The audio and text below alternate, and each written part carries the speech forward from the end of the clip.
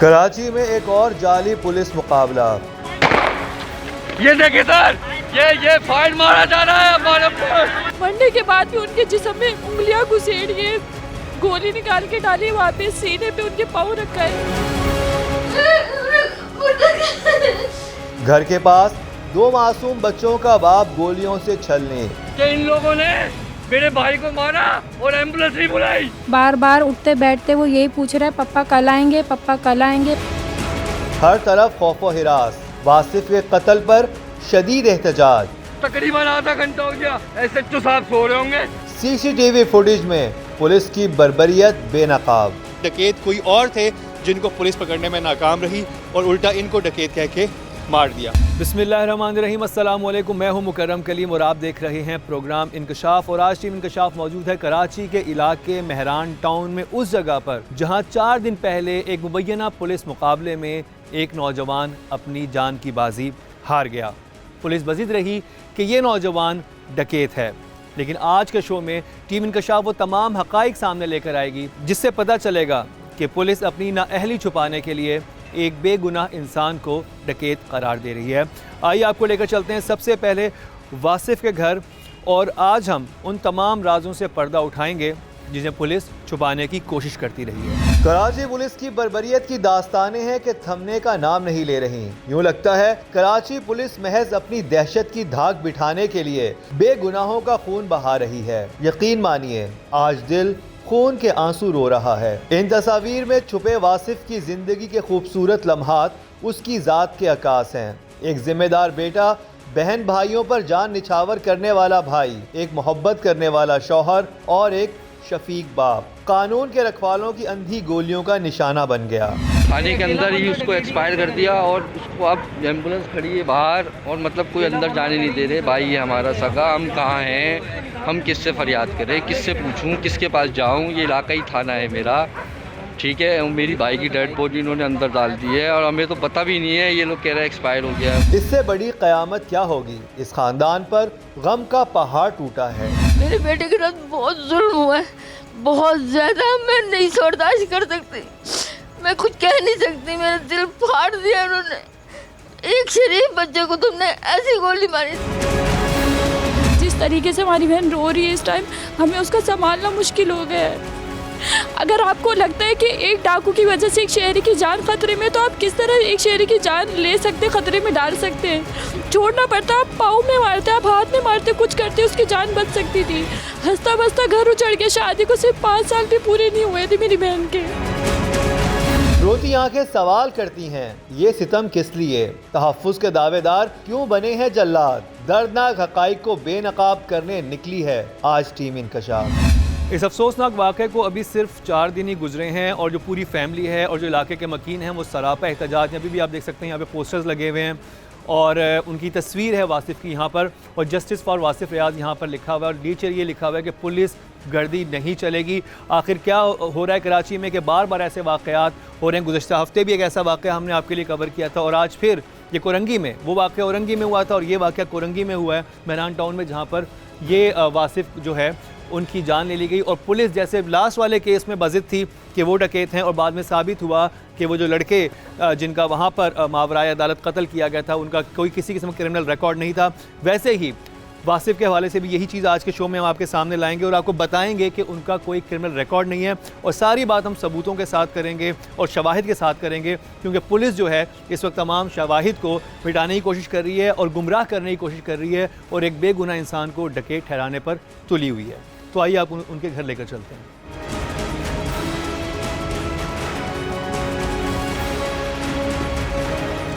Team इंकशाफ मकतूल Wasif के घर पहुंची तो हमारी आंखों ने कई रुला देने वाले मनाजिर देखे। यूं तो घर के हर मकीन का दुख बयान से बाहर है, लेकिन जब वासिफ के 2 मासूम बच्चों पर नजर पड़ती है तो बेसाख्ता छलक पड़ती हैं। कराची पुलिस के अफसरान लाजमी देखें आज की ये दास्तान, ताकि उन्हें अंदाज़ा तो हो कि पुलिस मुकाबलों के नाम पर दरपर्दा क्या खेल खेला जा रहा है। इस वक्त मेरे साथ वासिफ की वालदा मौजूद हैं, उनके भाई हैं, उनकी भाभियां हैं और उनकी 3 माह की बेटी अनाया भी यहाँ पर है। और उनकी वालदा से बात शुरू करते हैं। अस्सलाम वालेकुम। वालेकुम सलाम। आप पे कितने बच्चे हैं? मेरे 4 बेटे थे। वासिफ मेरा 3 नंबर का था और बहुत लाइक और नाइस बच्चा था, मेहनती बच्चा था, रोज़गार की तलाश में गया था, कमाने गया था। छोटे छोटे बच्चे हैं उसके। मुझे ये बताएं कि आपके हस्बैंड? मेरे हस्बैंड को फौत हुए 3-4 साल हो गए। 3-4 साल हो गए। वो क्या करते थे? वो जर्नलिस्ट थे। एक मारूफ सहाफ़ी के जवां बेटे को जिस तरह पुलिस ने निशाना बनाया है, इस दर्दनाक हकीकत ने पूरे शहर में एक बार फिर खौफ और हिरास फैला दिया है। हाँ जी, आपकी आखिरी मुलाकात क्या हुई थी अपने बेटे से? मेरी तो रोज़ ही मुलाकात होती थी। उस दिन उसने जाना नहीं था, मैं उठी तो उसकी बाइक खड़ी थी, मैंने कहा शायद आज उसकी छुट्टी होगी। मैं अपने नाश्ते पानी में लग गई तो बस उतर के आया, कह रहा कि कोई लॉक कर रहा था, कह रहा अम्मी कोई आया है। बोतल उसके पानी के हाथ में थी। अल्लाह हाफिज़ क्या कहते। कितने बजे का वक्त था जब वो 11 बजे। दिन के 11 बजे? दिन के 11 बजे थे। उस दिन उसका फुल मूड था कि मैं छुट्टी करूं, मगर ऑफिस से उसकी बार बार कॉल आ रही थी। तो वाइफ ही ने उसके कहा कि आप ऐसा करें, आपने आराम तो कर लिया 11 बजे तक, अब चले जाएं, उनका भी काम कर लें, फिर नहीं तो आपके ऊपर बर्डन पड़ेगा, डबल हो जाएगा काम। और फिर आप उस वक्त कहाँ थी जब आपको ये अफसोसनाक इत्तला मिली? उस वक्त मैं नमाज और कुरान पढ़ के बेड पे अपने लेटी थी। सर्दी लग रही थी तो मैं लेटी। उसकी बेबी जो है मेरे लिए खाना लाएगी, अम्मी खाना खा ले। मैंने कहा नहीं, अभी वासिफ आ जाएगा फिर खाएंगे, खाना रख दो। और ये कितने बजे का वक्त था जब आप खाने का? 10 रात 10 बजे? हाँ, दिन के 11 बजे के रात 10 बजे? 10 बज गए। तो उसका फ़ोन आया था आने से पहले कि अम्मी वो क्या पकाया। मैंने कहा वेजिटेबल राइस बनाए, वो बहुत पसंद करता था। मैंने कहा वेजिटेबल राइस है, तो कह रहा रायता बनाया। मैंने कहा तो आप दही लेते आना, तो कह रहा मैं तो बस में हूँ अम्मी। तो मैं लेटी हुई थी, बच्चे मेरे साथ पोते पोते खेल रहे थे। अचानक आवाज़ आई फायर की। आपने सुनी फायर की आवाज़? फायर की आवाज़ है। मुझे नहीं मालूम कि मेरा बच्चा ही पूरा जा रहा है। तो ये बहू मेरे पास आई, कह रही अम्मी फायर की आवाज़ आ रही है। मैंने कहा कहीं शादी वादी हो रही होगी। और आपको ये नहीं पता था कि वो जो फायर की आवाज़ है एक्चुअली आपके बेटे पे फायर हो रहा था। 6-7 फायर की आवाज़ आई है मेरे को। मैं कहा कहीं बारात होगी, शादी वादी होगी, अक्सर लोग यही करते हैं। तो बस ये था मेरे जहन में। ये वासिफ का घर है और उस रात तकरीबन 10:15 के करीब, 10:30 के करीब एक लड़का आता है, घर का दरवाज़ा नॉक करता है और वालदा निकलती हैं वासिफ की। लेकिन वो जब वालदा को देखता है तो वो काशिफ का पूछता है, लेकिन कुछ बताता नहीं है। उसके थोड़ी ही देर बाद काशिफ पहुंचते हैं और मुशर्रफ आप पहुंचते हैं और मुशर्रफ गली में कहीं बाहर खड़े होते हैं। और जिस वक्त ये फायरिंग हुई तो इन सब ने फायरिंग की आवाज़ सुनी कि कुछ हुआ है, साथ वाली गली में कुछ हुआ है, लेकिन सब ने यही सोचा कि कोई शादी वगैरह हो रही होगी। और मुशर्रफ जब ये को इनके दोस्त मिलते हैं जिन्हें कहते हैं कि यार आपके भाई के साथ हुआ, क्या कहता है वो लड़का आके आपको? बोलता भाई मैं सर गाड़ी पे बैठो। मतलब भाई आप काम तो बताओ क्या है? बोलता भाई अच्छा वैसे रैंडमली आया, कहता है बाइक पे बैठो आप। बोला जल्दी करो। मतलब आधे रास्ते में बोला भाई आपका एक्सपायर पड़ा वहाँ पे, आप जाके चलो, आपका ही भाई है। अच्छा ये और वो कितनी दूर है यहाँ से अगर हम जाएँ तो? 300 गज होगा, उससे करीब है, बिल्कुल गली का कोना ही है बिल्कुल ये। बिल्कुल। अब मैं आप बात भी हम करते चलते हैं और मैं दिखा रहा हूँ कि ये पीछे घर है और इतना करीब घर है कि सब ने फायरिंग की आवाज़ भी सुनी कि कुछ हो रहा है, लेकिन कोई ये नहीं समझ पाया, किसी को ये नहीं पता चला कि फायरिंग किस पे हुई है। और इस सारे अरसे में यानी कि मुशर्रफ के वहाँ तक पहुँचने में, यानी कि जो छोटे भाई थे उनके अपने भाई के जहाँ वो ज़ख्मी हालत में पड़े थे पहुँचने में 15 मिनट का वक्फ़ा था। यानी कि 15 मिनट तक वो हयात रहे थे, वो उनकी सांसें चल रही थी। उन्हें अगर बर वक्त तिब्बी इमदाद पहुँचाई जाती तो वो जानबर हो सकते थे। लोगों ने ये देख लिया था कि कोई ज़ख्मी हालत में वहाँ पड़ा हुआ है और पुलिस किसी को करीब भी नहीं आने दे रही थी, क्योंकि अभी मैं आपको वहाँ चल के बताऊँगा जायवा कुआ पे कि जब मुशर्रफ जो कि छोटे भाई थे वासिफ के वहाँ पर पहुँचे, उन्हें अपने भाई को खून में लथपथ देखा और उनको उठाने की कोशिश की तो पुलिस ने किस तरह का सलूक किया वो मुशर्रफ खुद ही आपको बताएँगे। फिर जो सबसे अहम बात है इस सारे मामले के हवाले से, क्योंकि इनिशली ये कहा गया पुलिस की तरफ से कि ये डकैत हैं और ये इल्ज़ाम लगाया गया कि ये डकैती की नीयत से यहाँ पर थे और पुलिस मुकाबले मारे गए। तो हम वो सबूत भी आपको दिखाएंगे अभी कि वो किस तरह से इस सारे मामले के बीच में आए और किस तरह से वो पुलिस की गोली का शिकार हुए, और जिससे साबित होता है कि डकैत वो नहीं, डकैत कोई और थे जिनको पुलिस पकड़ने में नाकाम रही और उल्टा इनको डकैत कह के मार दिया। जिसको डकैत कहकर मारा गया वो कैसी शख्सियत का मालिक था? अपनों के मान वासिफ की दास्तान रुला देने वाली है। कैसा उनका रवैया था, किस तरह के थे, किस तरह के दोस्तों में उनका उठना बैठना था? क्योंकि जो पुलिस ने एक इल्ज़ाम लगाया तो उस वजह से हमें सारी बातें बड़ी शुरू से सुनना बहुत ज़रूरी है ताकि सारी सच्चाई जो है वो आप लोगों के सामने आ सके। देखिए वो एक ही नहायत ही नफीस बच्चा, खुश अखलाक बच्चा था वो, और उसके जो दोस्त थे वो स्कूल और कॉलेज के दोस्त उसके थे। इसके अलावा उसकी कोई इस एरिया में, हमें तकरीबन 13-14 साल हो गए, तो इस एरिया में उसकी कोई गैदरिंग नहीं थी दोस्ती की। उसका 5 वक्त की नमाज का पाबंद बच्चा था वो।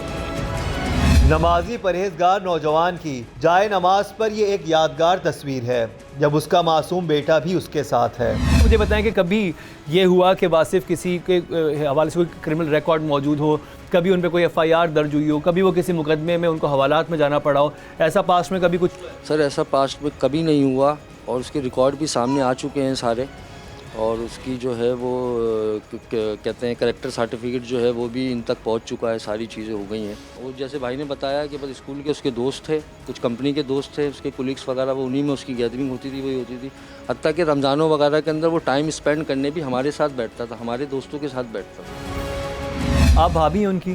कैसे देवर थे वो? मेरे तीनों देवर माशाल्लाह बहुत अच्छे, मेरे बेटों जैसे।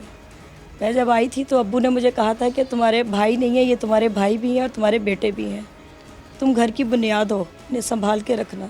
ऐसा लग रहा है जैसे मेरी ही औलाद चली गई। बहुत गलत हुआ उसके साथ। वासिफ किसी किस्म की मुजरिमाना सरगर्मी में मुलव्विस ना था, तो फिर क्यों पुलिस एहलकारों ने उस पर गोलियां बरसाईं? तो आइए आपको उस गली में अभी लेकर चलते हैं। ये साथ में वो गली आ गई है जो मेरे ख्याल मेन रोड से कनेक्ट करती है, और कोई जब उतरता है वहाँ से, बस स्टॉप से उतरता है, तो इसी तरफ अंदर की तरफ आता है।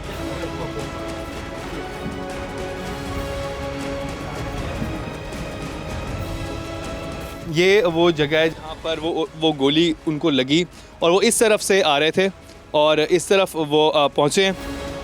मुशर्रफ, जब आप पहुँचे, आप सबसे पहले पहुँचे थे, तो उस वक्त यहाँ पे कौन कौन मौजूद था?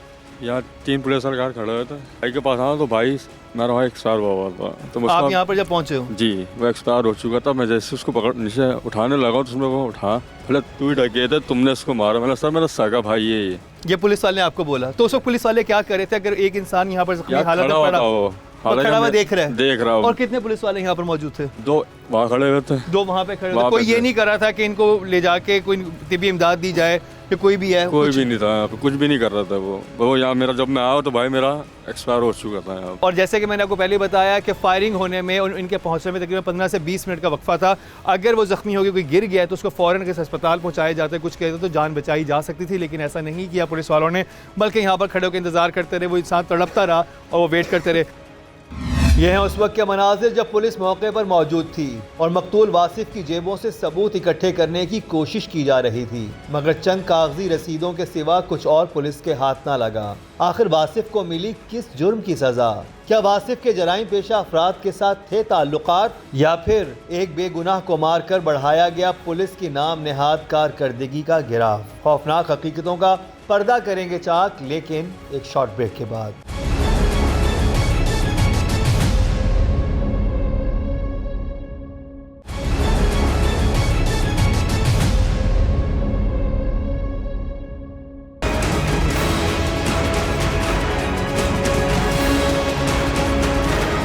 कराची में एक और जाली पुलिस मुकाबला।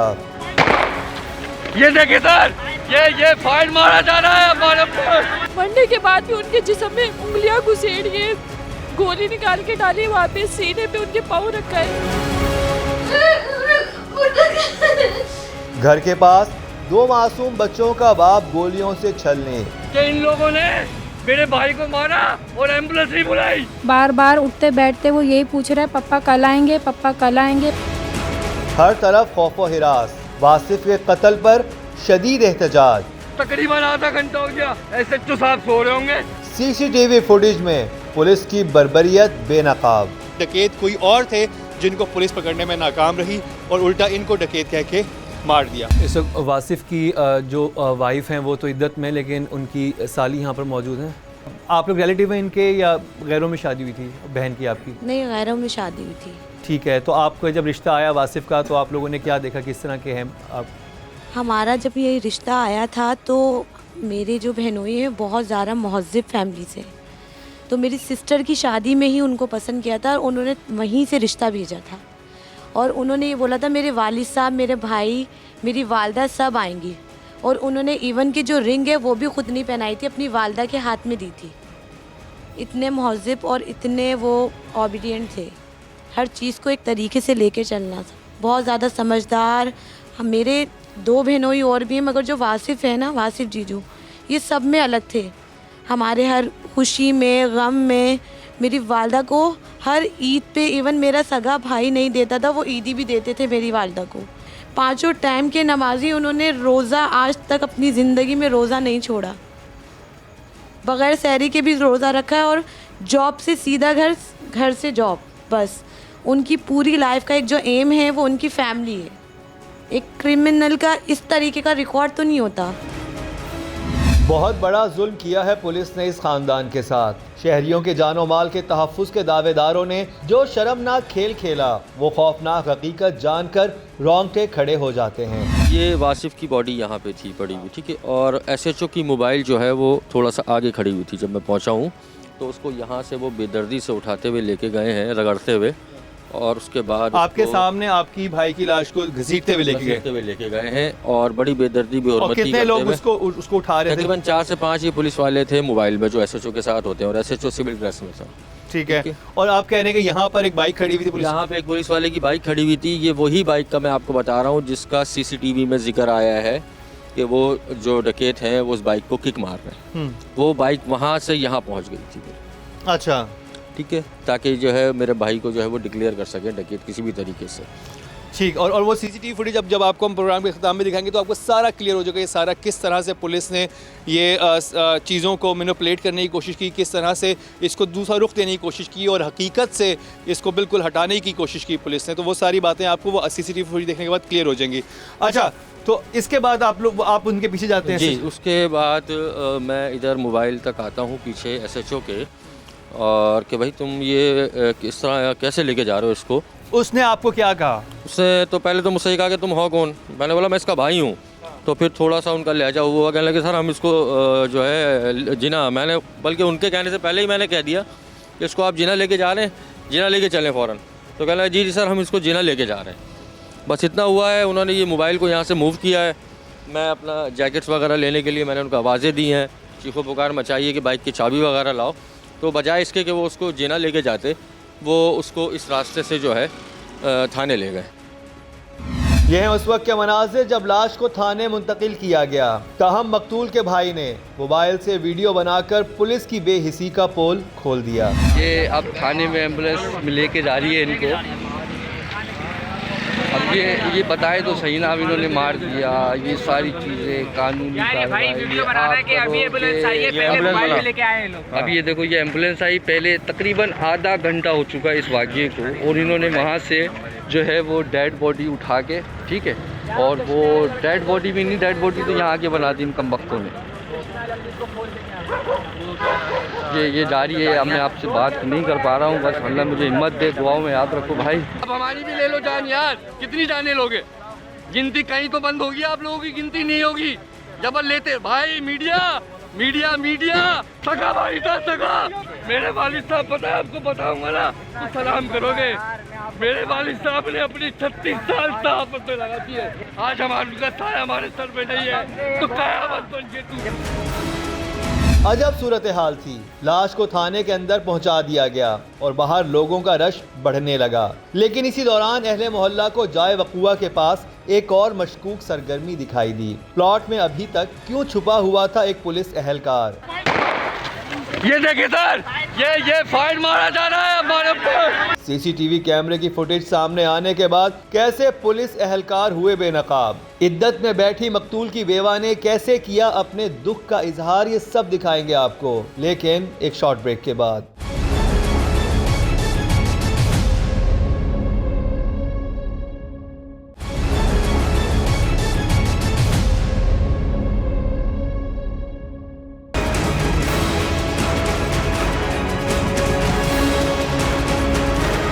कराची में एक और जाली पुलिस मुकाबला। ये देखिए सर, ये फायर मारा जा रहा है हमारे ऊपर। मरने के बाद भी उनके जिस्म में उंगलियां घुसेड़िए, गोली निकाल के डाली, वहाँ पे सीने पे उनके पाँव रखा है। घर के पास 2 मासूम बच्चों का बाप गोलियों से छलने। कि इन लोगों ने मेरे भाई को मारा और एम्बुलेंस नहीं बुलाई। बार बार उठते बैठते वो यही पूछ रहा है पप्पा कल आएंगे, पप्पा कल आएंगे। हर तरफ खौफ व हिरास, वासिफ के कत्ल पर शदीद एहतजाज। तकरीबन आधा घंटा हो गया, SHO साहब सो रहे होंगे। CCTV फुटेज में पुलिस की बर्बरियत बेनकाब। डकैत कोई और थे जिनको पुलिस पकड़ने में नाकाम रही और उल्टा इनको डकैत कह के मार दिया। एक पुलिस वाला ऑलरेडी प्लॉट के अंदर बैठा था, इसका हमें नहीं पता था, मगर जब SHO बॉडी लेके चला गया तो लड़कों ने कुछ खड़े होकर यहाँ पे देखा तो उनको कुछ नज़र आया कि मोबाइल की रोशनी वगैरह मारी है, तो उसके अंदर एक पुलिस वाला बैठा हुआ था। इस वाले प्लॉट में? जी, ये वही पुलिस वाला है जिसको अभी अरेस्ट किया इन लोगों ने। अंदर बैठा हुआ, अंदर बैठा, इसको पकड़ो, बेटा निकालो निकालो इसको। वीडियो बनाओ। नहीं, कोई भी नहीं, बात सुनो, नहीं, नहीं, हाथ नहीं लगाना है। हट जाओ, सब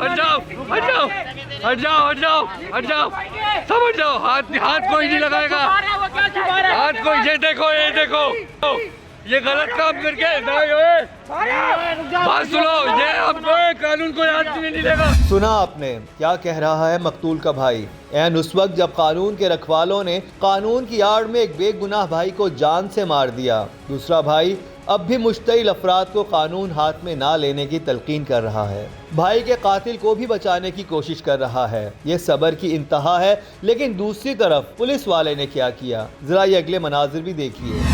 कानून को याद नहीं लेगा, लेकिन ये तुम देखो, ये तुमने हक मारा है बंदे को, ये तुम मार के अंदर क्यों छुपे हो तुम? बस जो भी है, पुलिस को 15 को दोबारा कॉल करो, 15 को बुलाओ, ये खुद आ जाएंगे बाहर, फिर ये बता देंगे कि ये अंदर क्या कर रहे हैं। ये देखिए सर, ये फायर मारा जा रहा है हमारे ऊपर, ये फायर मार रहा है हमारे ऊपर। तुम ये क्या कर रहे हो? तुम हमारे को मारोगे, तुम आवाम को मारोगे, क्या चाहते क्या हो तुम लोग हमसे? लोग जमा हो गए, लोगों ने कुछ बोला, लोगों ने शोर शराबा मचाया, मुश्तइल हुए लोग, तो उसने फिर स्ट्रेट फायर मारे हैं और उसके बाद फिर इस दीवार पे आके वो पिस्टल लहराता हुआ खड़ा हो गया है। अच्छा, एक टांग उस दीवार पे रख के और इधर, उसके बाद उसने जेब से मोबाइल निकाल के कॉल की है अपनी प्रोटेक्शन के लिए। उसने 2 मोबाइलें बुलवाई हैं और वो दोनों मोबाइलें उसको लेके थाने चली गई। अच्छा, आपको उस जगह पर लेकर चलते हैं जहाँ पर ये CCTV कैमरे की फुटेज है, जिससे ये साबित होता है कि जो वासिफ हैं वो डकैत नहीं है, बल्कि डकैत कोई और थे। और जो कुछ हुआ, जो फायरिंग हुई, वो सारी चीज़ें जिस CCTV फुटेज से आपको वहाँ पर लेकर चलते हैं, और वही CCTV फुटेज जो है सबसे बड़ा प्रूफ बनी, सबसे बड़ा वो सबूत बनी इस बात का कि वासिफ नहीं है डकैत, बल्कि वासिफ एक पुलिस वाले की गोली का शिकार हुए हैं और उनका नाहक खून बहाया गया है। जी हाँ, ये खून नाहक बहाया गया था, तभी तो वुरसा और अहले इलाका का जब जवाब दे गया। अहले इलाका की एक बड़ी तादाद और मीडिया के नुमाइंदे थाने के बाहर पहुंचे तो बौखलाहट में पुलिस ने थाने का दरवाजा ही बंद कर दिया। सहाफत को तो जाने दो, मीडिया को क्यों नहीं जाने दे रहे? मीडिया को तो जाने दो, ह्यूमन राइट्स पूछने के लिए आएंगे। सर ये बेहिसी है सर, ये मीडिया ना ह्यूमन राइट्स कोई नहीं जा सकता। कानून है, कानून अंदर कानून। और अब बढ़ते हैं इन सबूतों की जानिब जो इस थाने की पुलिस के चेहरे पर तमाचा है। फुटेज किस तरफ, कौन सी? धरती न्यूज़ का जो है ये ऑफिस है, धरती TV का, और यहाँ मेरे ख्याल से इनके CCTV लगे हुए हैं। यहीं से जो है वो उसके DVR वगैरह ले गए थे पुलिस वाले। अब ये देख लें, ये केबिन है सामने, हाँ ठीक है, वासिफ जब, और बाइक यहीं कहीं करीब में जो CCTV में नज़र आ रही है आपको। अच्छा, वो जो बाइक है वो यहाँ पर, इधर एक बाइक खड़ी हुई होती है, इधर एक बाइक खड़ी भी है, हाँ। और रोड आप देख लेंगे कोई ना कोई यहाँ पे चहल पहल है जरूर, हाँ, रोशनी है। इस CCTV फुटेज में इस बाइक को देखा जा सकता है जिसके जरिए पुलिस ने जाल बिछाया। बाइक के आसपास कोई शख्स मौजूद नहीं। ये अलग बात कि इस दौरान पुलिस एहलकार छुपकर बैठे हुए हैं। वासिफ जब बस से उतरते हैं तो वो भी CCTV में मौजूद है कि बस से उतरते ही वो थोड़ा तेज़ कदम पे चल रहे होते हैं। अच्छा, पुलिस वाले यहीं बैठे हुए हैं, वो जहाँ वो अपना, मैं आपको क्या बताऊँ कि उनका। अच्छा, पुलिस वाले, मुझे जो मैं CCTV फुटेज देखी है उससे मुझे आइडिया ये हो रहा है कि जैसे शिकारी कोई दाना फेंक के कोई परिंदा पकड़ने की कोशिश नहीं करते, उसमें ऐसा लग रहा है कि पुलिस वालों ने जान के एक बाइक खड़ी की हुई है और वेट कर रहे हैं कि यहाँ पर कोई डकैत गुजरेगा और जैसे ही डकैत उसको उस बाइक को चोरी करने की कोशिश करेगा तो हम उसे पकड़ लेंगे। ऐसा कोई जाल बिछाया हुआ था पुलिस वालों ने? ऐसा ही कुछ लग रहा है। जो सीसीटीवी आपने भी फुटेज देखी है, ऐसा लग रहा है वो 2 डकैत गुजरे सीसीटीवी में और जैसे ही वो देखते हैं बाइक किसी की यहाँ पर खड़ी हुई है बिल्कुल इस जगह पे, वो आके उसको स्टार्ट करने की कोशिश करते हैं और अचानक से पुलिस कहीं से नुमदार हो जाती है। और अभी जो एक जो फायर होते हैं वो इस तरफ वो करते हैं और इसी गली में जो हैं वो वासिफ जा रहे थे। अच्छा, ये केबिन वाला भाई यहाँ पर हैं, ये इन्होंने देखा होगा कुछ? यह क्या नाम है आपका?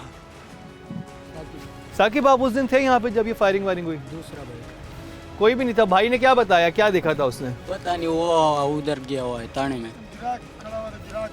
हाँ? इधर गिराक खड़े होते हैं हमारे पास, 100 मोटरसाइकिल इधर खड़ी होती है, हमारा क्या पता है पुलिस वाले या अवाम में कौन है हमारा।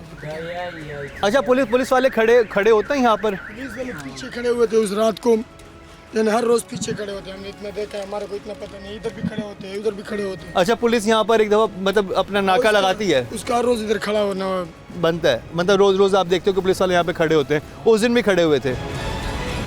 बड़े बर वक्त पहुँचे हैं पुलिस वाले के सीसीटीवी कैमरा देखा जाए कि जैसे ही वो 2 डकैत आके उस बाइक को स्टार्ट करने की कोशिश कर रहे हैं और बिल्कुल ऐसा लग रहा है कि जैसे पुलिस वालों ने खुद जाल बिछाया है कि इनको पकड़ना है। लेकिन जब ये होता है कि क्योंकि वो इस तरफ जब वो दोनों भागते हैं और उनमें से वो दोनों इस तरफ नहीं भागे, एक भागा है और वो दूसरे इधर गए, समझे ना। ऑलरेडी पहले से एक वहाँ मौजूद था पुलिस वाला, जिस वजह से ये हरकत की गई है। और बाइक यहाँ थी, बाइक वहाँ कैसे चली गई? बाइक में चाबी लगी हुई थी, ठीक है ना। ये होता है ना, ऐसा कबूतर को पकड़ने के लिए दाना डाला जाता है, ये इन्होंने दाना डाला।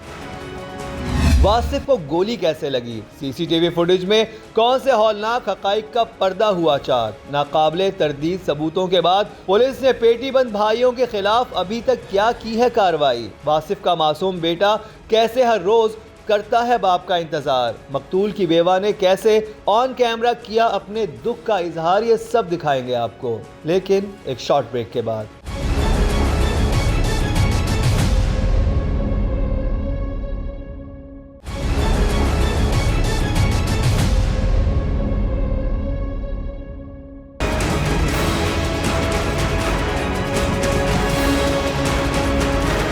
कराची में एक और जाली पुलिस मुकाबला। ये देखिए सर, ये फायर मारा जा रहा है हमारे ऊपर। मरने के बाद भी उनके जिस्म में उंगलियां घुसेड़ी है, गोली निकाल के डाली, वहाँ पे सीने पे उनके पाँव रखा है। घर के पास 2 मासूम बच्चों का बाप गोलियों से छलने। कि इन लोगों ने मेरे भाई को मारा और एम्बुलेंस नहीं बुलाई। बार बार उठते बैठते वो यही पूछ रहा है, पप्पा कल आएंगे, पप्पा कल आएंगे। हर तरफ खौफ व हिरास। वासिफ के कत्ल पर शदीद एहतजाज।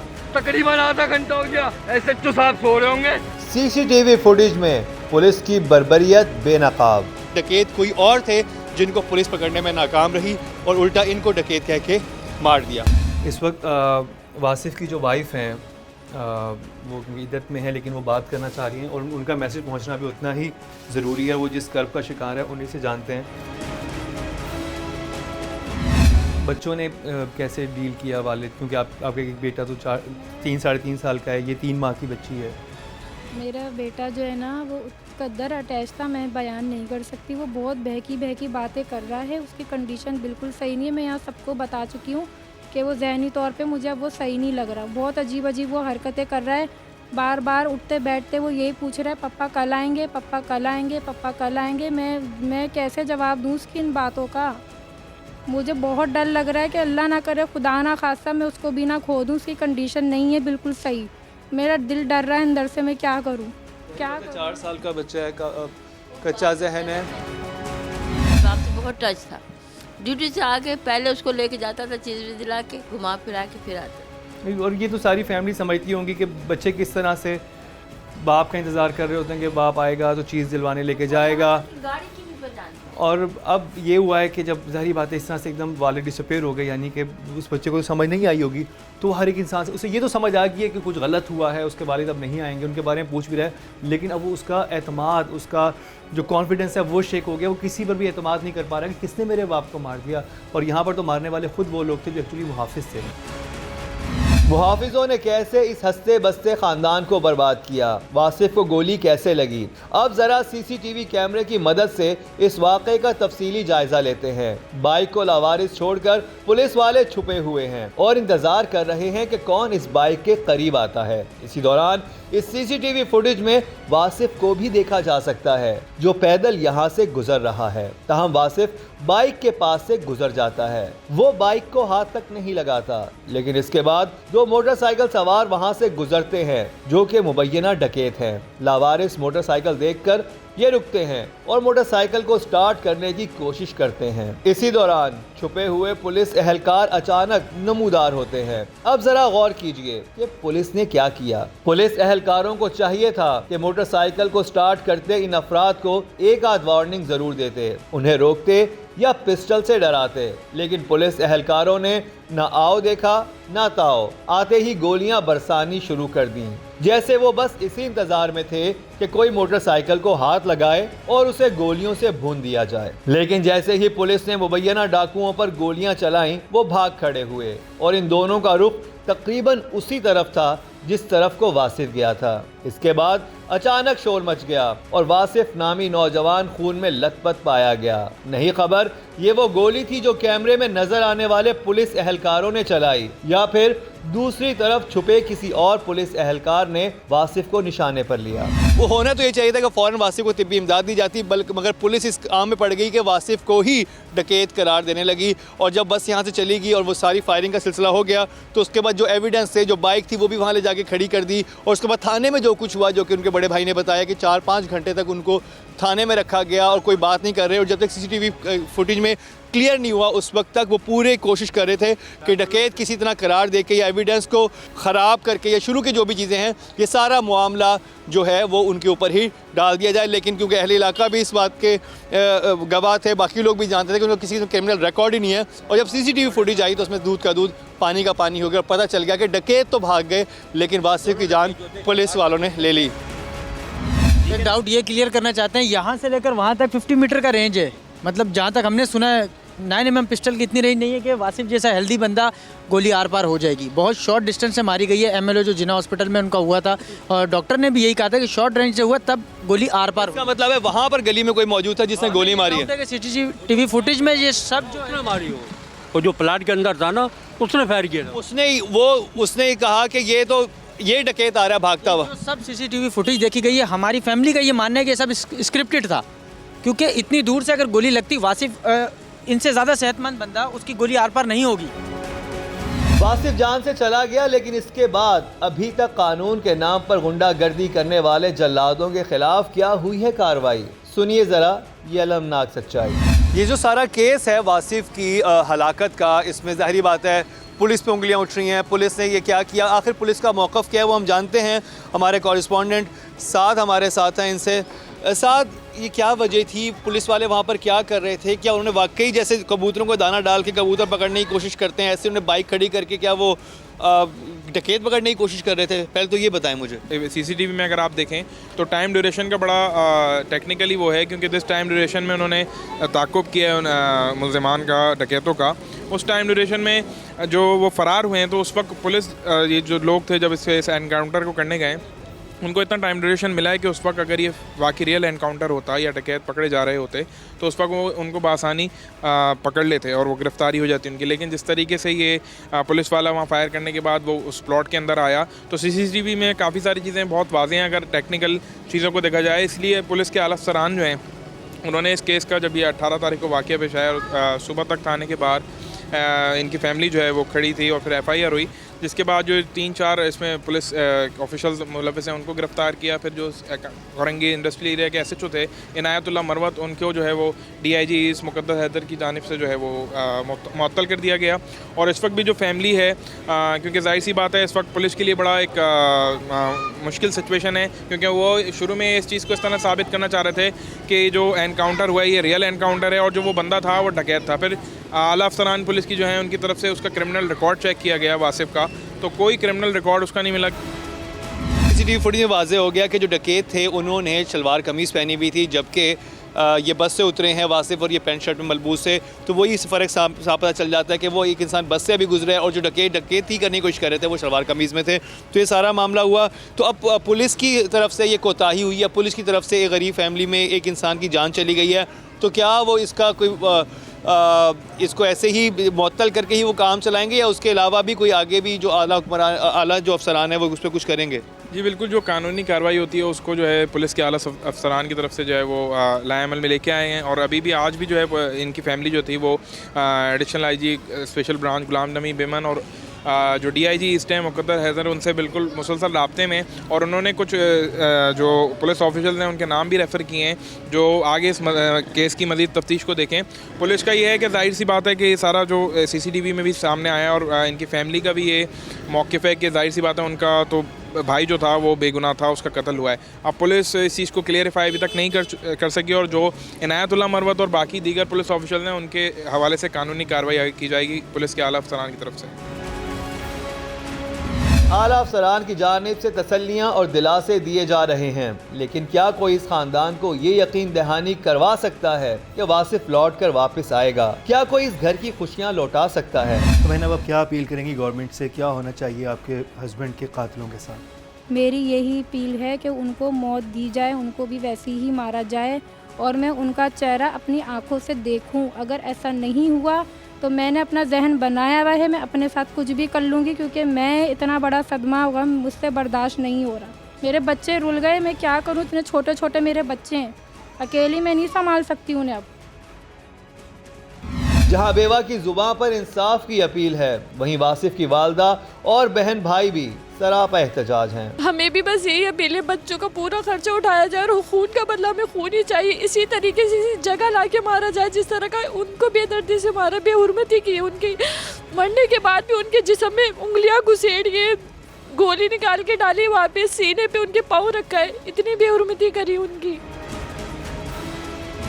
गवर्नमेंट से यही अपील है कि हमें खून का बदला खून चाहिए, उसी स्पॉट पे वैसे ही जैसे कि बाहर के मालिक मुस्लिम ममालिक में होता है, सऊदीया में होता है, हाथ के बदले हाथ, जान के बदले जान।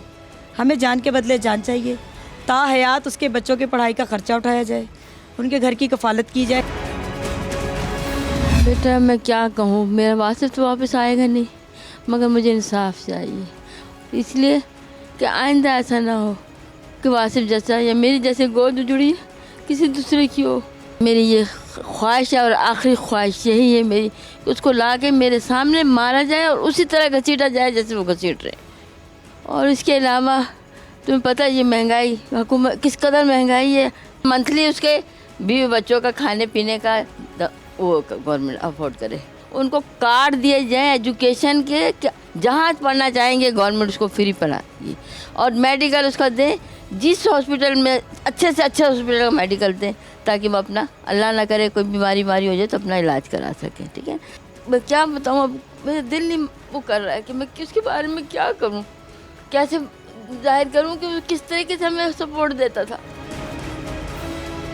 अरबाब इख्तियार को चाहिए कि इन मुतालबात पर गौर करे और कराची में बढ़ते हुए जाली पुलिस मुकाबलों की रोकथाम के लिए मौसर इकदामात उठाए जाएं। पुलिस का काम शहरियों के जानो माल का तहफ़्फ़ुज़ है, लेकिन ना जाने क्यों इस शहर में उल्टी गंगा बह रही है। इसी दुआ के साथ अल्लाह ताला सबको अपनी हिफ्ज़ व अमान में रखे। मुकर्रम कलीम और टीम इंकशाफ को दीजिए इजाज़त, लेकिन देखना ना भूलिएगा हमारा अगला इंकशाफ।